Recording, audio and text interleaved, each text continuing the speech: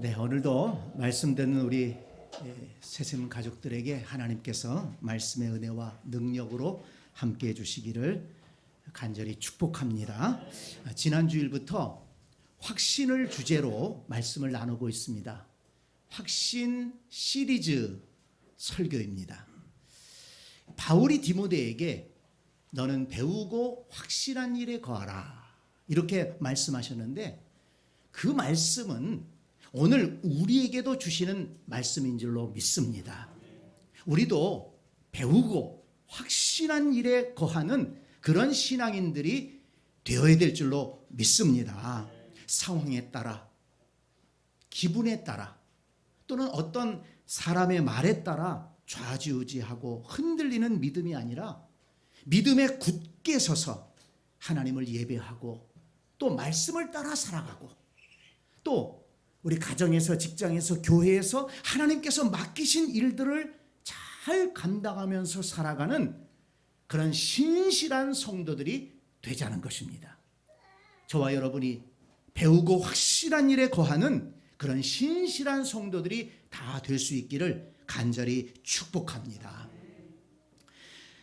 확신한 일에 거한다라고 할 때 가장 먼저 생각해야 될 것은 우리의 믿음의 대상인 하나님을 향한 확신이 있느냐 하는 것입니다.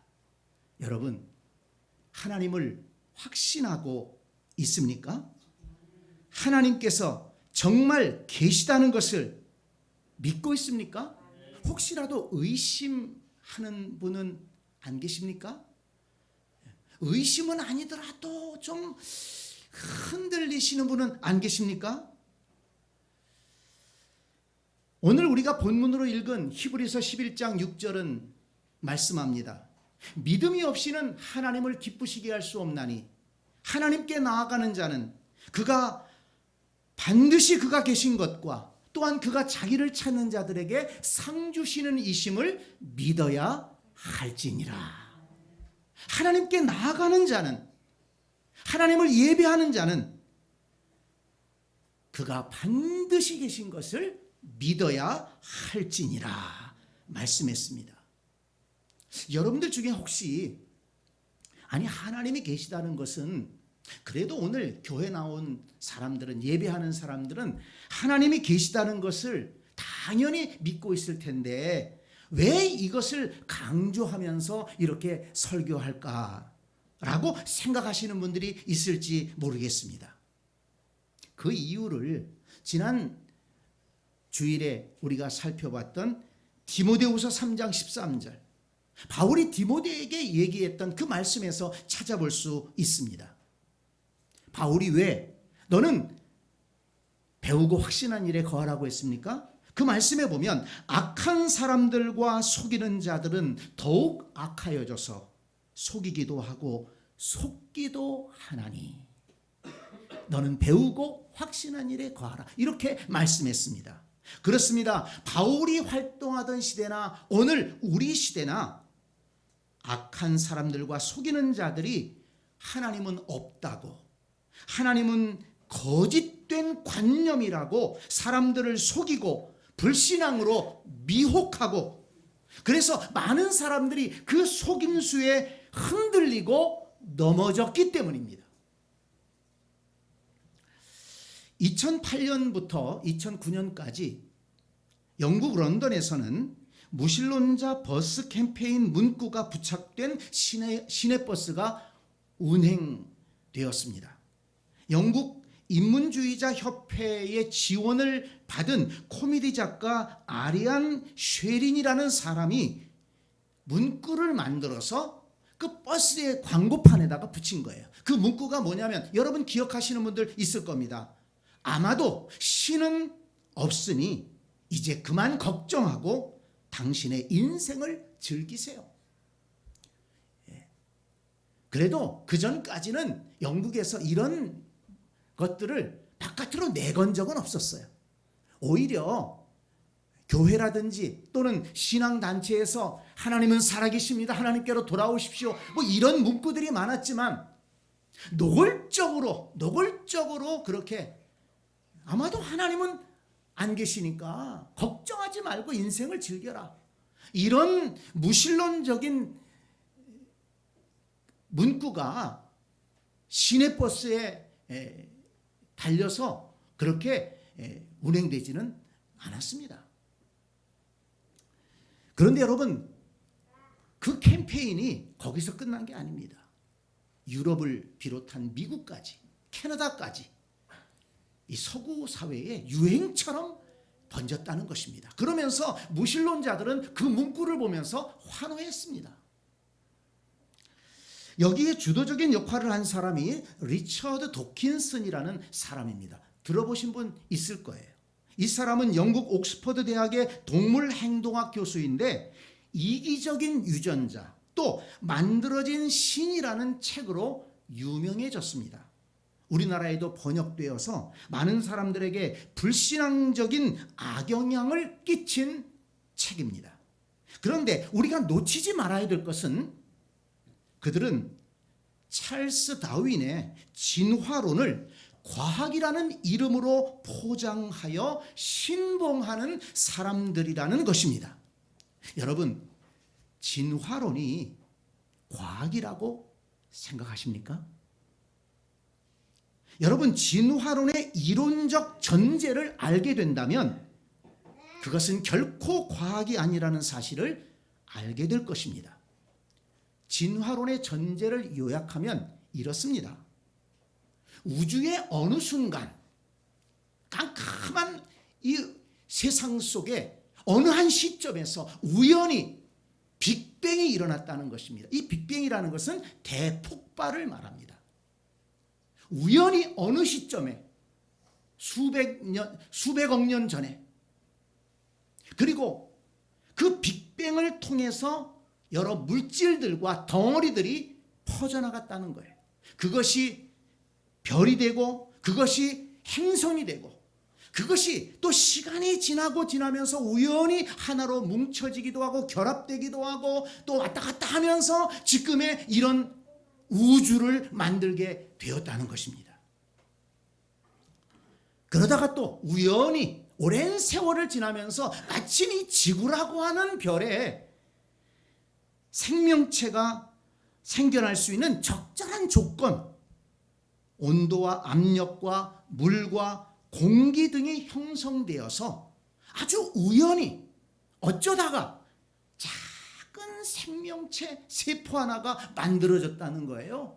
그리고 또 오랜 세월이 지나면서 우연히 그 세포가 점점 진화하더니 단세포 생물에서 다세포 생물로 또 그것이 물속에서 살았는데 그 동요에서 나오는 것처럼 고개를 내밀고 바깥 세상을 보니까 육지가 있어요. 아, 저기 나가면 좋겠다. 자꾸 고개를 내밀다 보니까 숨을 쉬게 됐어. 그래서 허파가 생기게 되고 뒷다리가 쑥 앞다리가 쑥 나와가지고 육지로 나오게 됐다는 거예요.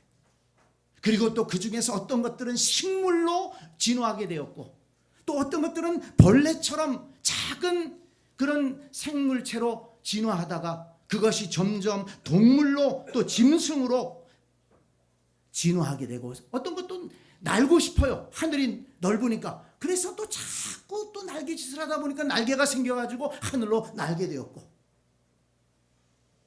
그리고 점점 더 진화의 과정을 통해서 고등생물이 나오게 되었고 오늘날 우리 사람과 같은 인류에 이르기까지 진화하게 되었다는 것입니다.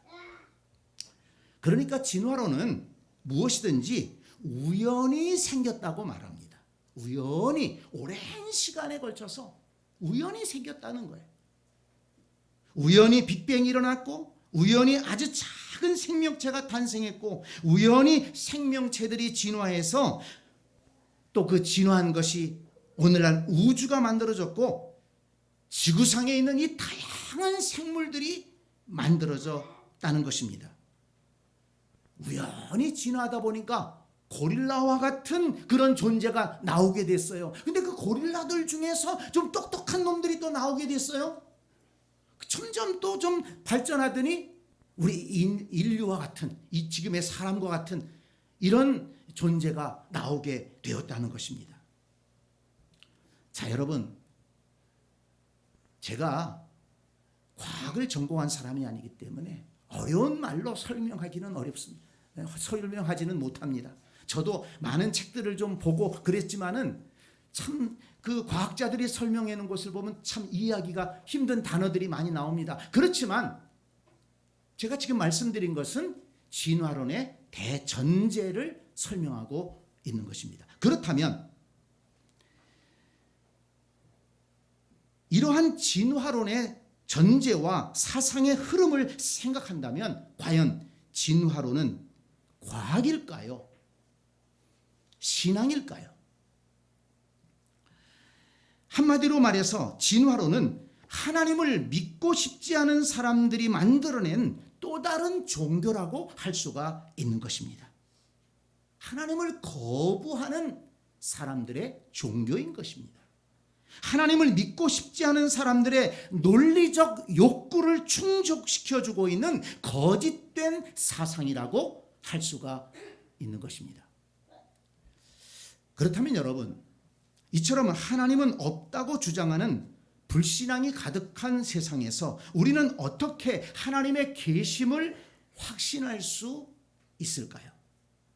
물론 요한복음 4장 24절에서 하나님은 영이시니 예배하는 자가 영과 진리로 예배하는지니라 라고 말씀하신 것처럼 하나님은 영으로 존재하시기 때문에 우리가 온전하게 하나님을 아는 것에는 장애가 있을 수 있습니다.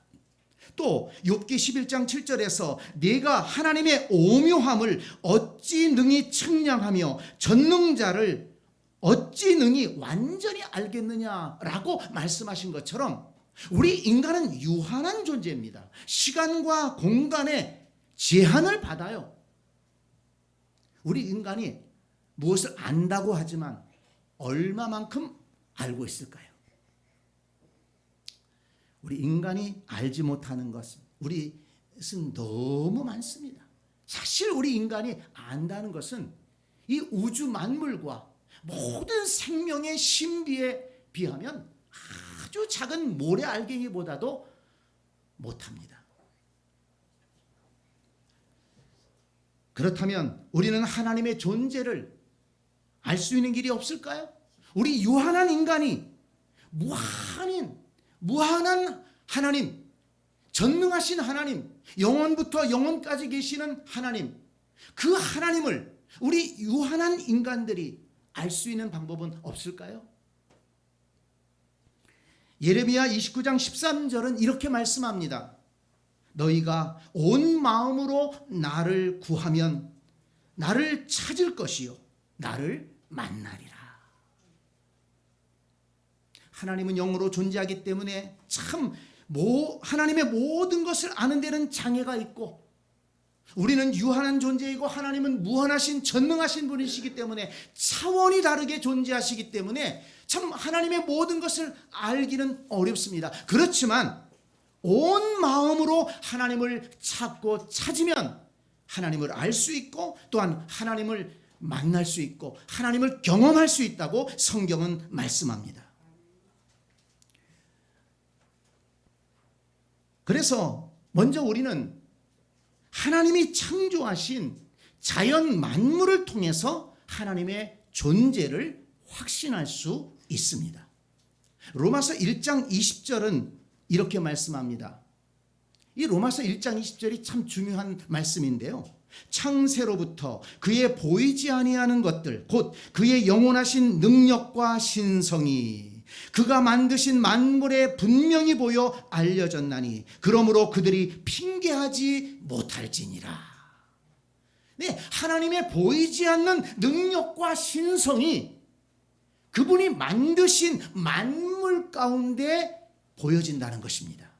그래서 우리가 마음의 문을 열고 겸손하게 이 자연 만물을 살펴보게 되면 그 속에서 창조주 하나님을 깨달을 수 있다는 것입니다.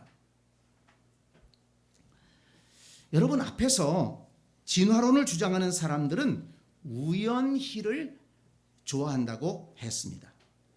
여러분, 정말 이 신비롭고도 질서 있게 움직이는 우주와 이 모든 생명체들이 우연히 존재할 수 있을까요? 우리가 살고 있는 이 지구는 하루에 한 바퀴를 돕니다. 그걸 자전이라고 얘기하죠. 그래서 밤과 낮이 있습니다. 그런데 아주 정확합니다. 하루에 한 바퀴씩 돌아요. 이걸 어긴 적이 없어요. 그리고 또 이 지구는 스스로 하루에 한 바퀴씩 돌면서 1년에 한 번 태양의 주위를 돕니다. 그래서 봄, 여름, 가을, 겨울 4계절이 있게 되는 것입니다. 이것도 정확합니다. 아주 적절한 거리에서 일정한 속도로 하루에 한 번씩 자전하면서 1년에 한 번씩 태양 주위를 도는 것입니다. 여러분, 이것이 과연 우연에 의해서 이렇게 될 수 있을까요? 어쩌다 보니까 그렇게 될 수 있을까요? 지금 우리나라는 봄이라 어디서나 꽃이 만발하고 있습니다. 여러분 꽃 참 좋아하시죠? 그래서 우리 교회도 꽃을 좀 많이 갖다가 놨는데요. 참 꽃을 보면 아름답습니다. 또 얼마나 꽃이 다양한지 모릅니다. 근데 여러분 생각해 보면, 아니 이 꽃들은 어떻게 그렇게 자기가 필 때를 알고 있을까요? 겨울을 지나고 봄이 되면 그 종류대로 순서에 따라서 꽃이 피는 거예요. 그 순서도 어기질 않아요. 이제 좀 봄이 되었는가 싶으면은 수선화가 피고, 그 다음에 목련이 피고, 벚꽃이 피고, 뭐 순서가 좀 다를 때는 있습니다만 조금씩 뭐 차이가 있을지 모르지만 개나리가 피고, 철쭉이 피고, 또 봄에 피는 꽃은 봄에만 펴요. 여름에 피는 꽃은 여름에 펴요. 가을에 피는 꽃이 또 있어요. 아니 이 꽃들이 어떻게 알고 그렇게 종류대로 아름답게, 그 색깔은 그렇게 꽃마다 어떻게 다를까요? 사람이 만들어낸 들 어떻게 그렇게 아름답게 꽃을, 색깔을, 모양을 만들어낼 수 있다는 말입니까? 여러분, 이것이 우연히 오랜 세월 그냥 지나다 보니까 이렇게 저렇게 뭉쳐져 가지고 그렇게 만들어졌다고 얘기할 수 있을까요? 창세기 1장 1절은 말씀합니다. 태초에 하나님이 천지를 창조하시니라. 창세기 1장 12절에서 말씀합니다. 땅이 풀과 각기 종류대로 씨 맺는 채소와 각기 종류대로 씨 맺는, 씨 가진 열매 맺는 나무를 내니 하나님이 보시기에 좋았더라. 하나님께서 우주 만물을 만드셨는데 종류대로 만드셨다는 거예요. 세상의 모든 물건에는 종류가 있어요. 그 종류를 뛰어넘을 수가 없어요. 아무리 과학이 발전하고 세상이 발전해도 그 종류를 뛰어넘어서 결합하는 게 없습니다. 물론 식물 간에 뭐 접목을 해가지고서 좀 다른 종을 만들기는 해요. 그렇지만 그것은 같은 식물 종 안에서 가능한 것이지, 식물하고 사람을 접합시킬 수 있어요? 옛날에 저는 어릴 적에 그런 만화를 본 적이 있어요. 만화 주인공이 뭘 먹었는데 머리에서 나무가 나오는 거예요. 어릴 적에 굉장히 놀랐어요. 그거는 만화 속에서, 상상 속에서 있을지 모르지만 실제로 있을 수가 없습니다. 히브리서 3장 4절은 이렇게 말씀합니다. 집마다 지은이가 있으니 만물을 지으신 이는 하나님이시니라. 예, 집이 있어요. 이 집이 어떻게 지은 사람이 없이 존재할 수 있습니까? 이 집을 보니까 세멘트가 있고 또 뭐 벽돌이 있고 돌도 들어가고 거기에 뭐 또 나무도 들어가고 그러는 거예요. 또 뭐 전선 같은 걸 보니까 구리도 들어가 있고 고무도 들어가 있어요. 아하, 이것이 이 땅 속에 시멘트 성분도 있고 뭐 돌도 있고 구리도 있고 이런 것들이 물도 있고 있으니까 이게 그냥 오랜 세월을 거쳐서 막 날아가고 그러다가 뭉쳐가지고서 결합하고 그러더니 벽돌이 쌓아지고 벽을 만들고 그래서 이렇게 오랜 세월 우연히 지나다 보니까 이렇게 집이 세워졌구나. 말이 됩니까? 이해할 수 있어요? 우연이라는 것은 아주 낮은 확률 속에서 이루어졌다는 것은 가능성이 없는 것입니다. 이 집이라는 것은 설계자가 있는 거예요. 건축주가 있어요. 설계자가 정교하게 설계합니다. 그리고 또 그 설계 도면을 가지고 기술자들이, 건축 기술자들이, 오랜 숙련공들이 집을 쌓는 거예요. 벽돌을 쌓고 기둥을 세우고 철근을 넣고. 여러분, 집 짓는 거 아무나 못하는 겁니다. 우리 성도들 가운데도 기술자들 있잖아요. 그거 아무나 못해요. 쉬워 보이는 것 같아도요. 여러분, 세면 이렇게 바르는 거 아무나 못 발라요. 그거 함부로 발랐다가 물매도 안 맞고 터지고 그럽니다. 기술자가 발라야 돼요. 설계하는 사람들이 정확하게 설계하고 기술자들이 그 기술력을 가지고 그대로 잘 지어야 튼튼하고 아름다운 집이 나올 수가 있는 것입니다. 수십억 년 지났다고 해서 이 집이 그냥 물질이 만나가지고 이렇게 만들어진다? 말도 안 되는 얘기죠. 집마다 지은 이가 있으니 만물을 지으신 이는 하나님이시니라. 이 세상을 초월해 계시는 전능하신 하나님께서 이 우주 만물을 설계하시고 만드셨다는 것입니다. 비행기가 400만 개 정도의 부품으로 만들어진다고 그래요. 어마어마하죠. 여러분, 그 비행기 타고 해외여행도 많이 가시는데 그 비행기를 타고서 생각해 보세요. 여기 비행기 보니까는 철판으로 이렇게 껍데기를 만들었구나. 플라스틱으로 이렇게 의자도 만들고 모든 기물을 만들었네. 천을 가지고서 이렇게 커튼도 만들었네. 유리도 달았네. 이 비행기가 만들어지는데 몇 억 년이나 걸렸을까? 이 세상 속에 다 있는 물질들이니까 철이 있고 플라스틱이 있고 나무도 있고 이런 물질들이 수십억 년 오랜 세월 우연히 날아다니고 복잡하게 왔다 갔다 하다가 뭉쳐지고 그래서 비행기가 만들어졌어요. 이렇게 생각할 수 있겠습니까? 비행기를 설계하는 사람들이 있잖아요. 그거 아무나 설계 못해요. 그래서 비행기를 만들 수 있는 그 나라들이 이 많은 나라 중에 몇 나라 안 됩니다. 그런 기술력을 가진 나라들이 몇 나라 안 돼요. 설계하고 기술자들이 또 발주를 주면 또 철강에서는 철판을 만들고 또 플라스틱 만드는 회사는 플라스틱 가지고 의자를 만들고 이런 거 저런 거 다 만들어서 납품을 하면 그걸 가지고 기술자들이 잘 조립을 합니다. 그 중에서 나사 하나만 삐뚤어지게 되면 그건 사단 나는 거예요. 비행기가 날지 못합니다. 날다가도 떨어지는 거예요. 아주 정교하게 기술자들이 달라붙어서 만들어야 비행기가 나오는 것입니다. 그 기술력을 가진 나라가 몇 나라 안 돼요. 그 나라 중에 하나가 우리나라입니다. 놀라운 것이죠. 근데 여러분, 이 비행하는 것으로 치면은요, 비행기보다 더 위대한 것들이 있습니다. 이 비행기는요, 가만히 보세요. 뒤로 못 가요. 옆으로도 못 가요. 앞으로만 가다가 날아가서 한참 이제 운행하다가 착륙합니다. 비행기는 그것밖에 할 줄 몰라. 근데요, 여러분 새를 보세요. 새는요, 날아다니는데 비행기가 흉내를 낼 수가 없어요. 옆으로 좌우로 아래로 위로 그냥 자유롭게 날아다닙니다. 우주 공간을 또 쏜살같이 내려와서 먹이를 채가지고 올라가기도 하고요.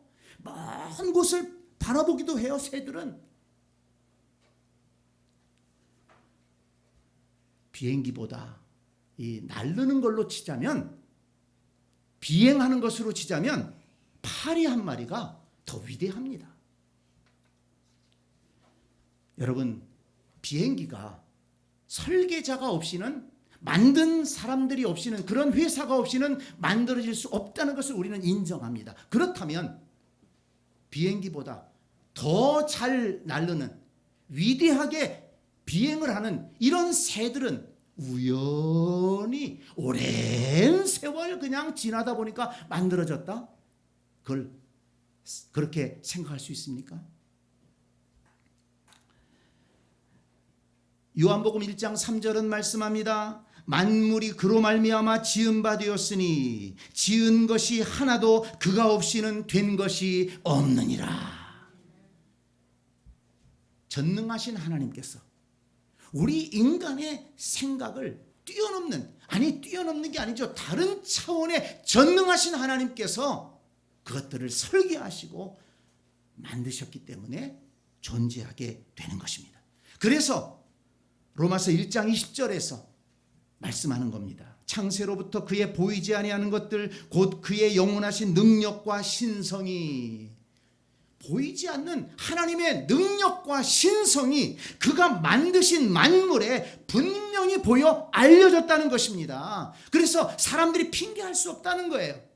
조금만 이런 꽃들을 살펴봐도 이야, 이 꽃이 어떻게 만들어졌을까? 어떻게 이런 꽃들이 만들어졌을까? 창조주 하나님을 인정하지 않을 수 없다는 것입니다. 겸손한 마음으로, 열린 마음으로 만물을 보게 되면 살아계셔서 역사하시는 창조주 하나님을 확신할 수 있다는 것입니다. 이 믿음이 저와 여러분들에게 충만하기를 간절히 축복합니다. 여러분, 우리 사람을 한번 생각해 보세요. 많은 것을 얘기할 수 있지만 우리 사람은요, 모든 동물 중에 뛰어난 지혜를 가지고 있습니다. 그리고 또 양심이라는 것을 가지고 있어요. 양심 보이나요? 근데 양심이 있어요. 그래서 우리는 도덕이라는 걸 만들어서 이 사회 질서를 세워가고 있습니다. 우리 인간이 어떻게 그렇게 뛰어난 지혜를 가질 수 있을까? 어떻게 양심이라는 것을 가지고, 눈에 보이지도 않는 양심이라는 것을 가지고 질서 있게 살아가게 되었을까? 창세기 1장 28절은 말씀합니다. 하나님이 자기 형상 곧 하나님의 형상대로 사람을 창조하시되 남자와 여자를 창조하시고. 창세기 1장 27절입니다. 하나님께서 자기 형상으로 만드셨다는 거예요. 사람은. 그래서 사람은 독특한 지혜를 가지고 있는 것입니다. 그리고 하나님을 닮은 것 중에 하나가 양심이라는 거예요. 도덕성이라는 것입니다. 하나님은 선하신 하나님이시고 의로우신 하나님이시기 때문에 그것을 닮은 것이 바로 양심이요 도덕성이라는 것입니다. 왜 하나님이 이렇게 우리를 사람을 만드셨을까요?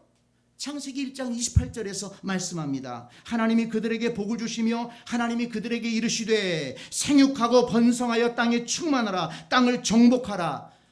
바다의 물고기와 하늘의 새와 땅에 움직이는 모든 생물을 다스리라 하시니라. 우리 사람들에게 생육하고 번성하고 충만하고 정복하고 다스리게 하시려고 하나님을 대신해서 이 지구의 모든 만물을 다스리라고, 하나님의 그 하시는 일을 위임해 주시기 위해서 하나님을 닮은 존재로 만드셨다는 것입니다. 그래서 우리 인간을 가만히 보게 되면, 야, 우리 인간이 이 정도라면 인간을 만든 하나님은 어떤 분이실까? 하나님을 알 수가 있다는 것입니다. 또 여러분, 중요한 한 가지는 성경 말씀이 그대로 이루어졌다는 것입니다. 고린도전서 15장 3절을 보면 바울은 이렇게 말합니다. 내가 받은 것을 먼저 너희에게 전하였노니 이는 성경대로 그리스도께서 우리 죄를 위하여 죽으시고 장사 지낸 바 되었다가 성경대로 사흘 만에 다시 살아나사 그랬습니다. 예수 그리스도의 사건은 구약에 예언된 성경대로 그것이 이루어졌다는 것입니다. 수백 년의 이 거리가 있는데 600~700년 전에 선지자들을 통해서 예언한 그 말씀이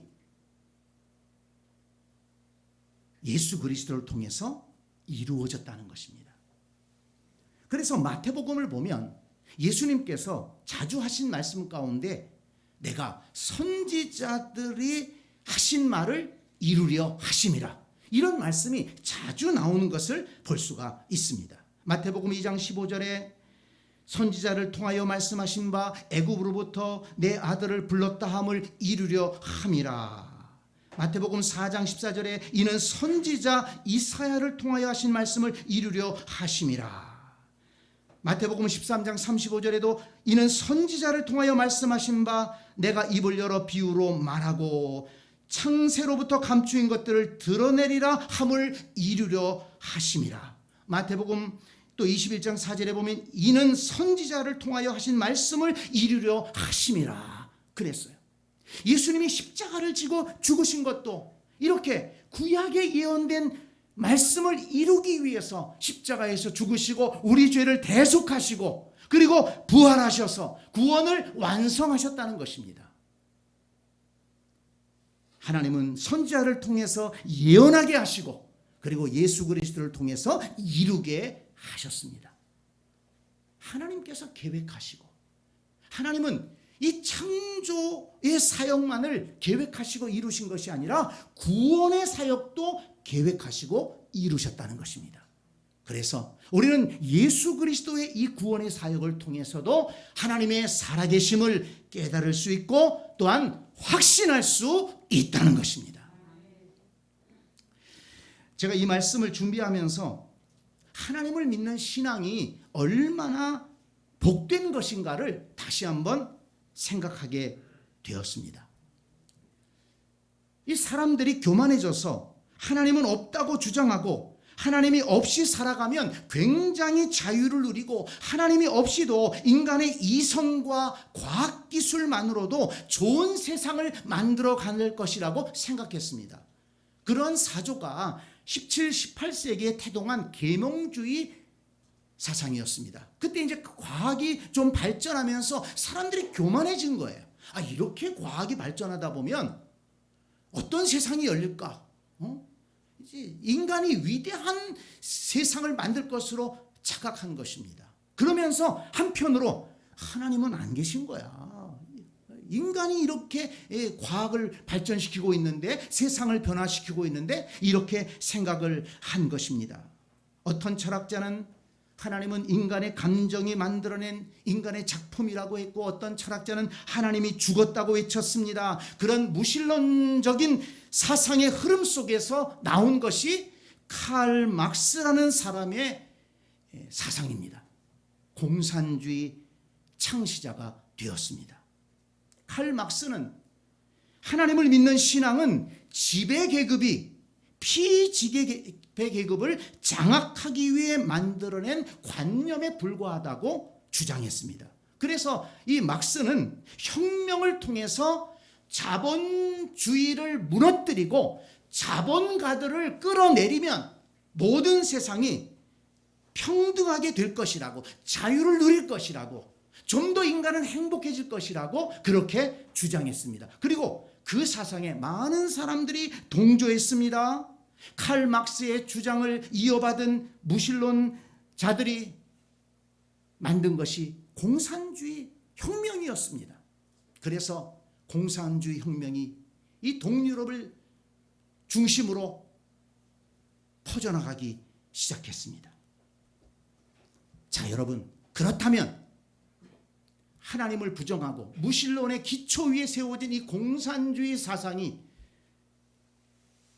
이 자본주의 세력을 무너뜨리면, 혁명을 통해서 뒤집으면 세상은 달라질 것이고 행복해질 것이고 모든 사람은 자유와 평등을 누릴 것이라고 주장하면서 시작된 이 혁명이 이 세상을 어떻게 만들었습니까? 지난 100년여간 우리에게 분명하게 나타났습니다.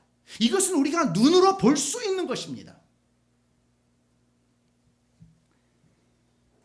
하나님을 부정하는 공산주의가 세상을 어떻게 만들었는가? 사람을 어떻게 대했는가? 정말 사람은 행복해졌는가?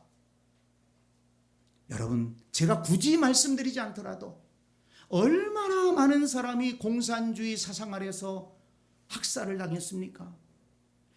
이념이 다르다고 해서 공산주의자들이 무참하게 사람들을 죽였어요. 몇백만 명, 몇천만 명을 죽였어요.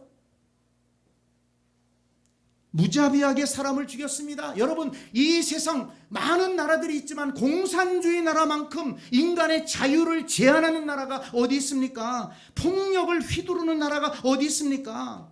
그뿐이 아닙니다. 공산주의 나라들은 하나같이 못 살아요. 백성들이 먹는 문제도 해결을 못해요.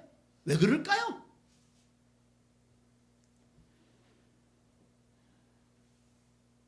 하나님께서 복을 주시지 않는데 어떻게 잘 살 수 있습니까? 하나님이 안 계시다는, 하나님이 없다는 사람이 생각을 갖게 되면은요, 질서가 무너지게 되는 것입니다.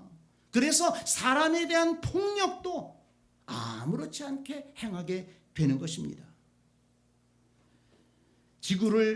이 지구에 여러분 세계 지도를 한번 펴놓고 보시기 바랍니다. 하나님을 인정하고 하나님을 믿고 예배하는 나라들은 그래도 민주적이고 그래도 인권을 존중하고 그래도 경제적으로 발전해서 살기 좋은 나라가 됐다는 것을 우리가 알 수 있습니다. 제가 그래도라는 것을 붙인 것은 완전하지 않다는 거예요. 인간이 부족하기 때문에, 인간이 죄의 악에 끌려 살기 때문에 완전한 나라를 만들 수가 없어요. 그렇지만 그래도 하나님을 인정하고 믿고 하나님을 예배하는 나라들은 그래도 인권을 존중하고 그래도 질서가 있고 그래도 법 질서에 의해서 세워져 가고 그래도 발전하고 그렇게 살아가는 것을 우리가 볼 수 있지 않습니까? 왜 그렇습니까?